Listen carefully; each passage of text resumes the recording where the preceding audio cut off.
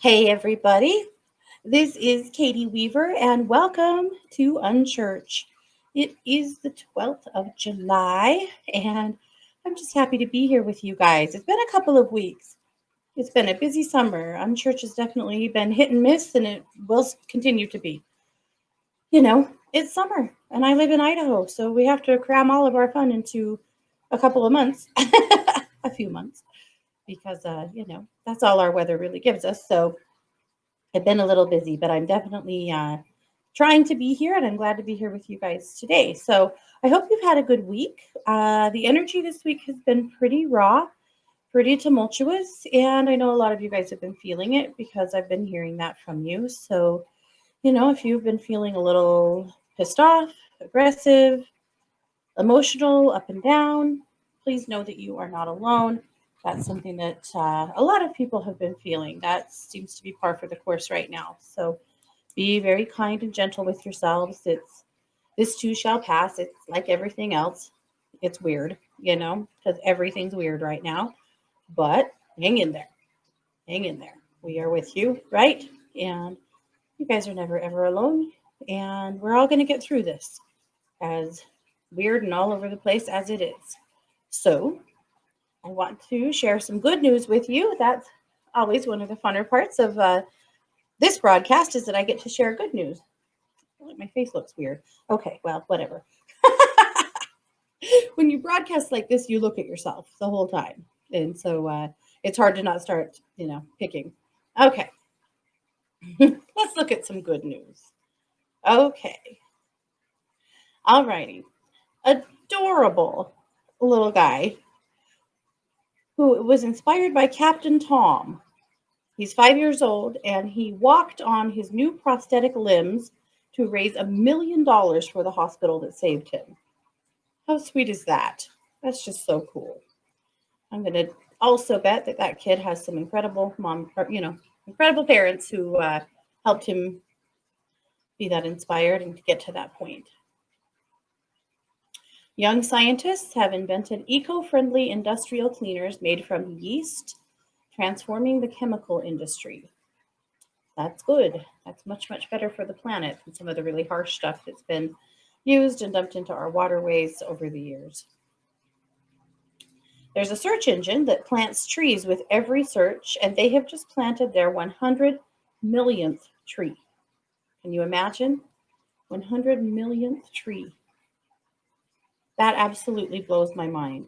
So the search engine is Ecosia, Ecosia, if you'd like to know. So most of the revenue that they make for advertising on their site, and their app, they use to plant trees.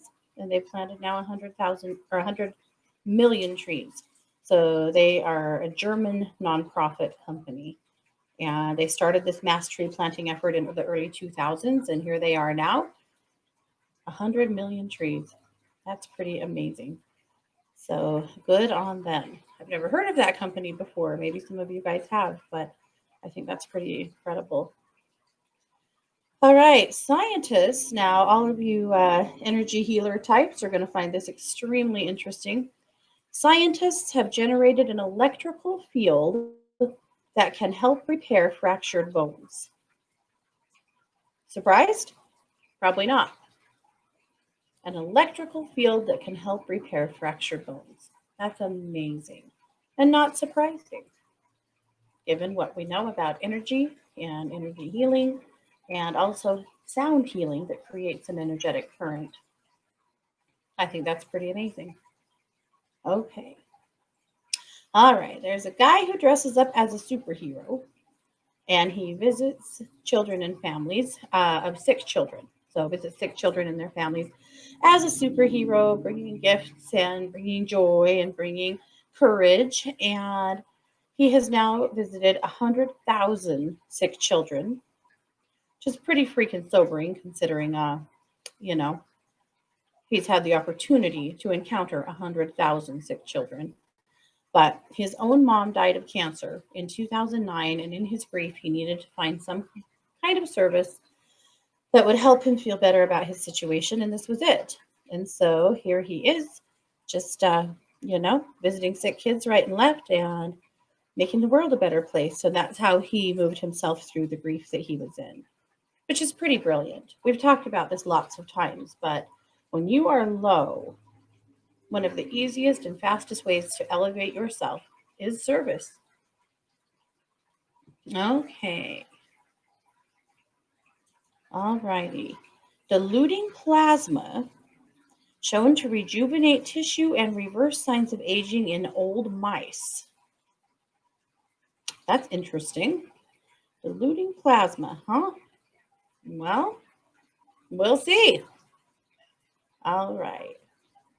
All right. There's a veteran who was a part of the KKK for a certain amount of time. He was born into it. It was just a part of his family's history. And he went on to become a veteran at, serve in the military, uh, which opened his eyes to the world and to what's real and what's okay. And from that, he left the KKK and now he volunteers for an anti hate mission, trying to help other people that have been stuck in a pattern of racism to break out of it and find their way through that veil of hate into a happier life and into a place of peace and acceptance of others. So, what an amazing thing. What a good guy.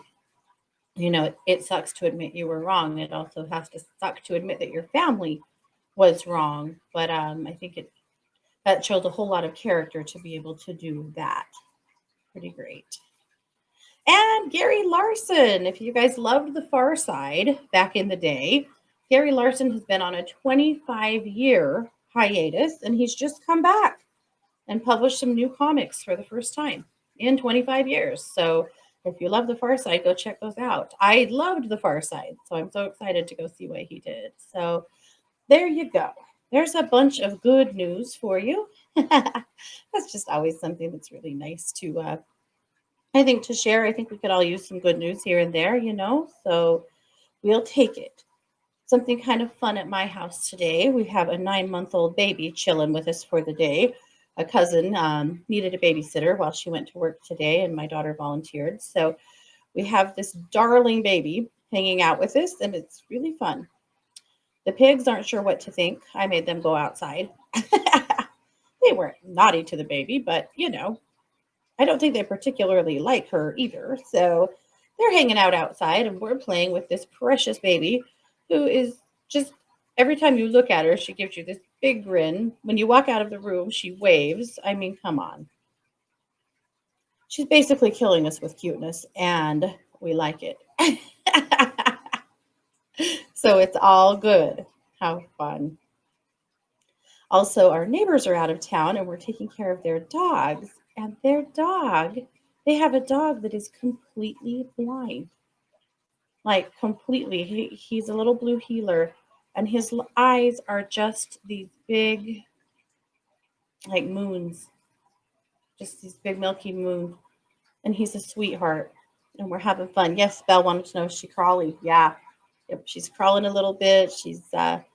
We have her corralled in the living room amongst the couches, so she can't go any further because our house is not necessarily baby proofed. We haven't had a baby here in a long time, but yeah, so yes, she is.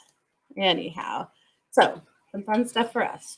We need to hang out with some extra dogs, across the street and have some extra kids hanging around. We'll take every bit of it. We love it. All right. What I wanted to share today is the Four Agreements. Some of you are very familiar with the Four Agreements. Some of you aren't. The Four Agreements is a book by Don Miguel Ruiz. His family is deeply embedded in Toltec wisdom, and the Four Agreements are a part of Toltec wisdom. I have felt for a long time like the Four Agreements are a good handbook for empaths. And in fact, I made this a family book club book a couple of summers ago and made all three of my kids read this book and discuss because I felt like this is exactly what they needed to hear. I didn't read the Four Agreements until I was in my 30s and I was blown away. It was exactly what I needed to hear a long time ago. So I wanted to make sure that they heard it. So whether you have empathic kids or you're empathic yourself, this is a really good book. But I'm going to run through the Four Agreements with you to give you a good sense of what they are. They're just some good guidelines for life. The first agreement is be impeccable with your word. Speak with integrity. Say only what you mean. Avoid using the word to speak against yourself or gossip about others. Use the power of your word in the direction of truth and love. That to me is one of, well, I mean, they're all so important, but we just live in a world right now where it's so easy to use your words to hurt, to hate, to injure, and we do it so easily on the internet because you don't have that person standing in front of you. It's easy to fire something at them. And I'm no different. I do it too. And every once in a while I have to catch myself and wonder, is this really who I want to be? Is it who I want to be perceived as? Maybe it is sometimes. I don't know. But being impeccable with your word is something that I feel like we've gotten away from in our society. There's so much dishonesty. There's so many untruths. There's so much exaggeration, and we just buy into it. And so I love that one. And again, I think that's an important concept for us to continue to reiterate for ourselves and also for our kids to hear and remember. Being impeccable with your word will get you far. When people can trust you, when people know that you would never be out of line with your words or with what you're telling them, it matters. It matters a lot. And it's just a concept that seems so simple, but I feel like in our current society we have slipped far away from. So be impeccable with your word. But even more than that, be impeccable with your word, even when someone else is not. Don't give yourself permission to veer off your own course because somebody around you is behaving in a way that is not really in alignment with how you would like to be or with who you see yourself, as being. There's no, reason why we have to slip into being someone else. And I think that's to me one of the more important parts of that principle is to be impeccable with your word, even if someone else isn't. All right. The second agreement is don't take anything personally. This is a biggie, right? It seems like this time in our society, we're all looking to be insulted. We're all looking for a fight. We're all looking to be mad, to be irritated, to be hurt. So the concepts are nothing others do is because of you. And isn't that something? Nothing others do is because of you. So the barista that's short with you this morning, you don't know what kind of day she's had. You don't know who she just served that was horrific to her. You don't know that she is sick. You don't know that she's just had a death in her family, but she has to work because she's got to keep her paycheck coming in. You don't know. And so maybe she was a little short with you today. Maybe it's not a reason to be short with her. Maybe it's not a reason to make a scene. Maybe it's not a reason to talk to the manager or to decide you're never going in there again. Maybe it's none of those things. Maybe it's something that we can just blow off and let it be what it is and not feel like we always have to have an eye for an eye or that we always have to defend ourselves, right? Nothing others do is because of you. What others say and do is a projection of their own reality, their own dream. Police officers know it well. You can have multiple witnesses to a crime or to an accident, and every one of them will give you a different account. There will be some threads, right? Some threads of truth woven in that most people agree on. However, everybody is seeing life through their own filter. They're experiencing life through their own filter, which means that it's different. It's different than what you're experiencing, and that's okay. They don't have to always be right. You don't always have to be right. It's okay to be on different paths. It's okay to see things differently. It's okay to have different dreams. It's okay to have different priorities. When you are immune to the opinions and actions of others, you won't be the victim of needless suffering. What does it feel like to be immune to the opinions and actions of others? It means you don't get triggered. You don't allow yourself to be hurt by the actions of others. Now, that's easier said than done. And sometimes the actions of others are quite egregious. And so I feel like these are great principles to live by. I also feel like you can't judge yourself too harshly for occasionally getting triggered or being truly injured by the actions of others because we know that's reality. We know things like that happen sometimes. But as a whole, being careful that we're not looking for a reason to be hurt, allowing ourselves to be immune from the actions of others. What that really means to me is that you've found a place in you that you can put your ego aside and not have any real reason to have to defend yourself. How would that feel? You don't have to defend yourself. There's nothing to defend, right? You are safe. Or if you're not, then you really have to change your situation, right? But most of the time, when we feel like we're put on the defense, when we feel like we have to fire back, chances are we actually don't. Chances are our mode, right? Our ego's need to defend ourselves is in high super gear, right? In turbo mode when it doesn't need to be. All right, don't make assumptions. That's the third agreement. Don't make assumptions. Find the courage to ask questions and express what you really want. Communicate with others as clearly as you can to avoid misunderstandings, sadness, and drama. With just this one agreement, you can completely transform your life.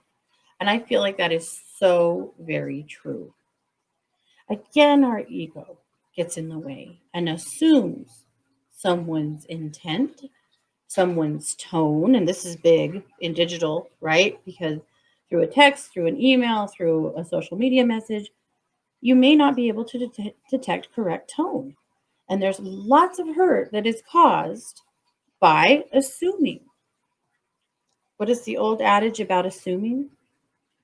It just makes an ass out of you and me, which is probably true. So be careful. Someone told me a while back, and I thought this was such good advice. Assume that other people are good. Assume that they have your best interest and their best interest at heart, unless they show you otherwise. But don't assume that right off the bat someone is out to hurt you or attack you or be cruel to you or mean to you. Chances are they're not. Be careful with your assumptions. And lastly, always do your best. Your best is going to change from moment to moment. It will be different when you are healthy as opposed to sick. That's a really important key. Always do your best with what you have at the time, right? We can always look back at situations, at decisions, at other experiences in our lives and wonder and beat ourselves up sometimes about decisions we made, right? We all do it. And yet, frequently you know you've done the best you can with what you have. You look back at your parents, and most people, not all, but most people will go, my parents weren't perfect, but they did the best they could with what they had. I think for the most part, that's true about people. Now, occasionally we have the zinger. Occasionally we have the person who made a very conscious choice to not do the best with what they had, but you're doing the best with what you have too. Do your best. But if you're sick, do your best at taking care of yourself, right? Not do your best at running 5,000 errands and taking care of everything for everyone else. Do your best at taking care of you. If you are well and you have that energy and there's more that you want to do, great, but do your best. If you have too much on your plate and it's making it so that you really can't do your best at anything, right? We've all been there. maybe between work and kids and responsibilities and friends and health. Maybe you have so much going on that you feel like you really can't do your best at anything. And if that's the case, it's time to reevaluate where your time's going, how much of that time you actually get to reclaim for yourself, and what needs to give so that you can feel like you can give the best you can, right? Giving your best doesn't mean being perfect. It means doing things, giving life the energy that you want to give it. It means being able to feel good about the energy that you have put into things and that you're getting the outcomes that you want, right? It doesn't mean being perfect in any aspect. Under any circumstance, simply do your best and you will avoid self judgment, self abuse, and regret, right? But that also means you have to let go of the need to criticize yourself. You have to let go of the need to be unkind to yourself. You have to let go of the need to judge yourself all the time, right? Because if you're doing your best, then you can look back and say, you know what? I think I did the best I could with what I had here. I think I did the best I could. That's okay. This society, this world wants you to judge yourself. They want you to look down on yourself. They want you to always feel like you're not enough so that you'll continue to buy their products. You will continue to keep yourself low to keep your energy in check. You're easy to control when you're never good enough, right? But when you decide that you are, when you decide that you are doing your best, when you decide that you're not going to judge yourself and beat yourself up anymore, and you're going to give yourself permission to be happy just the way you are, suddenly a lot of other things can go away. Suddenly you don't have to beat yourself up. You don't have to hold yourself to that standard. You don't have to buy that eye cream, right? You can let yourself be happy with who you are. It's a goal and it's a process, but I think it's something that we can do well with keeping in the back of our minds or maybe right in the forefront when you need to. All right, that's it. We've talked down to the end of, we've always said Unchurch would be around 20 minutes. I don't want to take your whole day. I don't want to take my whole day. I just want to peek in, offer a little spiritual upliftment, a little connection with you. And that's what we have done. So I will say adieu. If you want to learn more about me, you can check it out over at katie-weaver.com. You guys have a wonderful, wonderful day and take care.